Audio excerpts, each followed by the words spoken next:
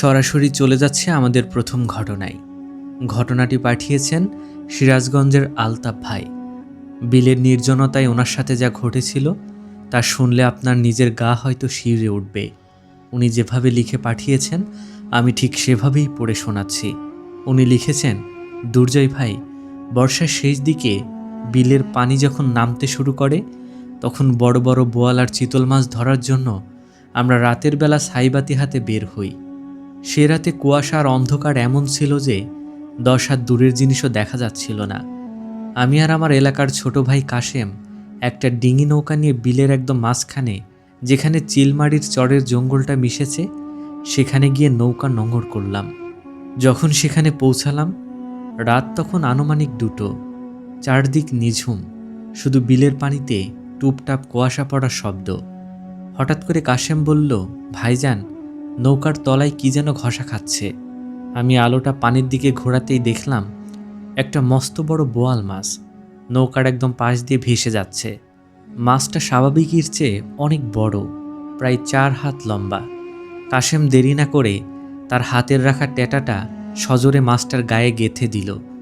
আঘাত পেয়ে মাছটা ছটফট করে তীরের দিকে ছুটল, আর সাথে সাথে আমাদের নৌকাটাও টেনে নিয়ে যেতে লাগলো।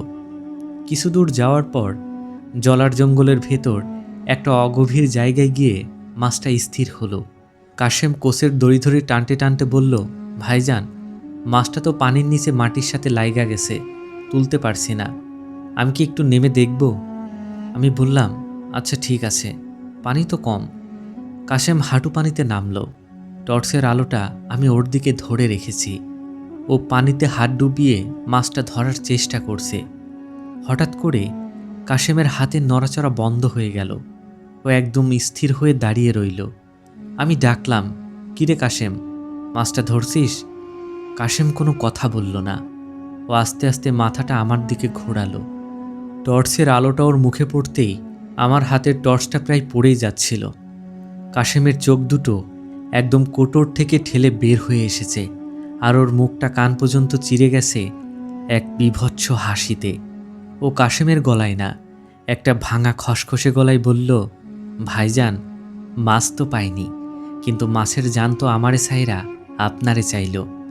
দুর্জয় ভাই, ঠিক ওই মুহূর্তে আমি দেখলাম পানির নিচে কাশেমের টেটাটা কোনো মাছের গায়ে লাগেনি।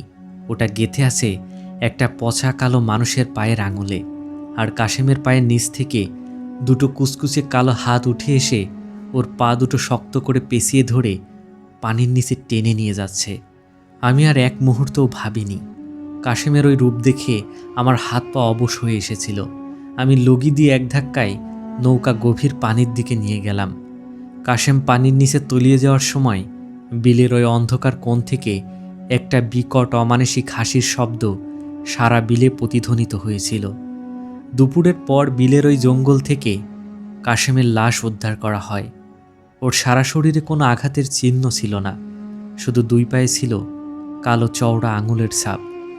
আলতাফ ভাই লিখেছেন, সেদিন সে কাশেমকে ফেলে এসে হয়তো ভুলই করেছিলেন, কারণ এত বছর পরেও উনি নাকি রাতে এখনও ঘুমাতে পারে না।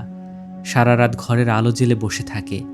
রাতে চোখের পাতা বন্ধ করলেই উনি নাকি দেখতে পান কেউ তার পা ধরে সেই জলের মধ্যে নিয়ে যাচ্ছে যেখানে কাশেমকে নিয়ে গিয়েছিল। এই ঘটনার ব্যাখ্যা এখনও আজ অবধি কেউ দিতে পারেনি। কাশেমের মৃত্যু ওই এলাকার মানুষের কাছে একটা রহস্য হয়ে রয়ে গেছে।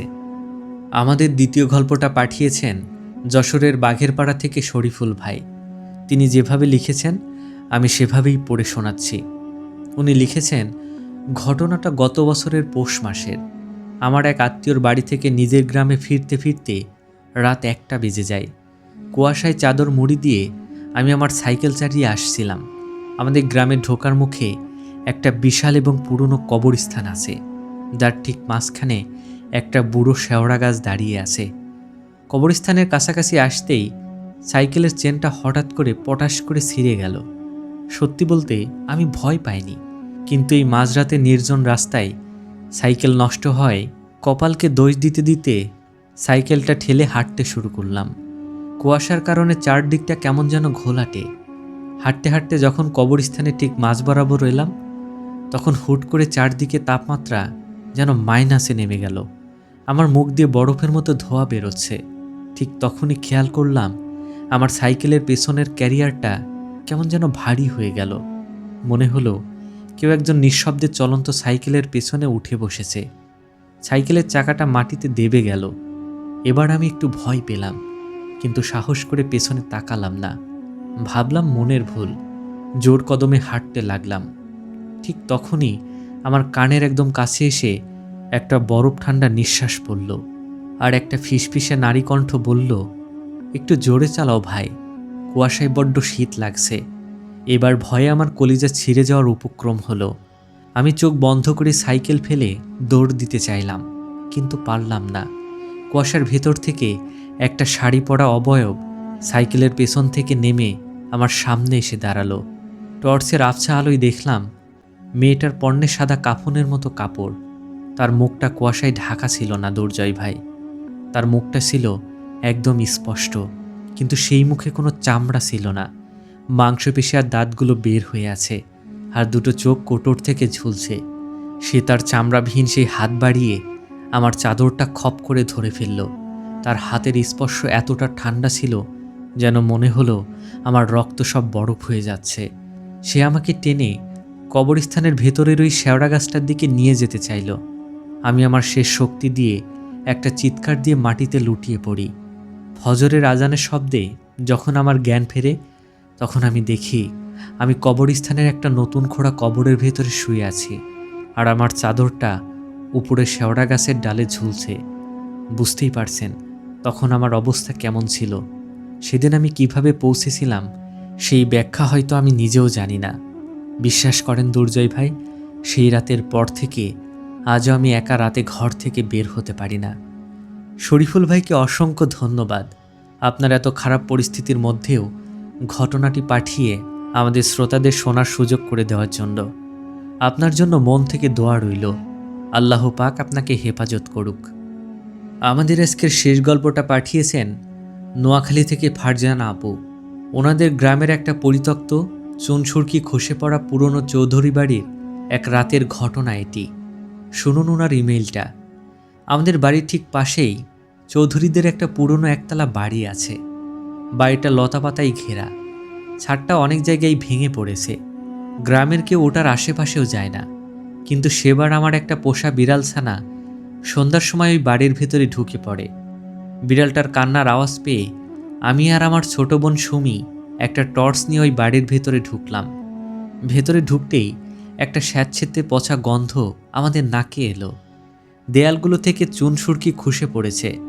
আমরা বিড়ালটার আওয়াজ লক্ষ্য করে ভেতরের একটা অন্ধকার ঘরের সামনে গেলাম। ঘরের দরজাটা অর্ধেক খোলা ছিল।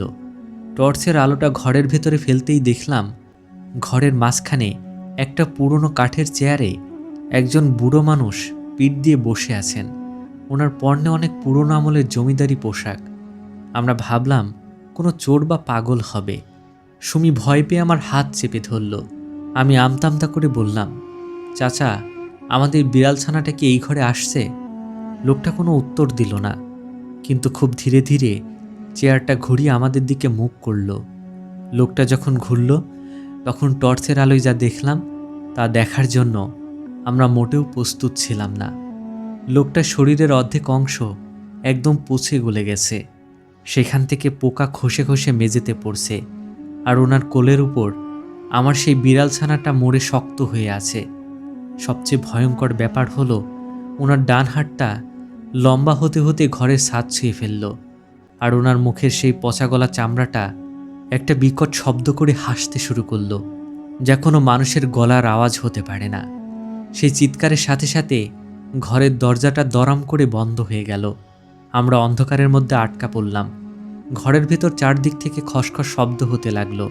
মনে হলো দেয়াল বেয়ে অনেকগুলো অদৃশ্য হাত আমাদের দিকে এগিয়ে আসছে।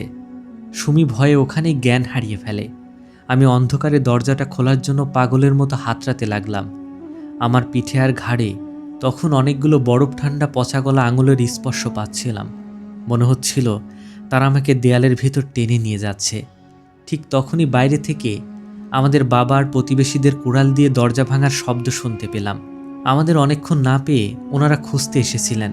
দরজা ভেঙে ওনারা যখন ভেতরে ঢোকেন তখন ঘরটা একদম ফাঁকা ছিল, কিন্তু আমার পিঠে আর সুমির গলায় আজও সেই কালো আঙুলের দাগগুলো রয়ে গেছে, যা ডাক্তাররা অনেক চেষ্টা করেও মেলাতে পারেনি অনেক ওঝা কবিরাজও। বিশ্বাস করেন দুর্জয় ভাই, ঘটনার আকস্মিকতা এতটাই তীব্র ছিল যে এখনও রাতের বেলা ভয়ে চিৎকার দিয়ে উঠি। বর্তমানে আমরা সেই গ্রামের বাড়ি ছেড়ে আমাদের জেলা শহরে একটা ভাড়া বাড়িতে চলে এসেছি, আর এখানেই সে তার লেখা শেষ করেছে। এই ছিল আমাদের আজকের 3টি রক্ত হিম করা ইমেইল এপিসোড। যারা বলেন ভূত বলতে কিছু নেই, তারা হয়তো এখনও এই ধরনের পরিস্থিতির মুখোমুখি হননি। রাতের গভীরতা যত বাড়ে, চারপাশের চেনা পৃথিবী ততই অচেনা আর ভয়ঙ্কর হতে শুরু করে। ভূত.com-এর আজকের এপিসোড এখানেই শেষ করছি। দেখা হবে নতুন এপিসোডে আরও ভয়ঙ্কর কিছু সত্য ঘটনা নিয়ে। ততক্ষণ পর্যন্ত সাবধানে থাকবেন। আর হ্যাঁ, রাতে একা থাকলে কখনোই পেছনের ফিসফিসানি আওয়াজে কান দেবেন না।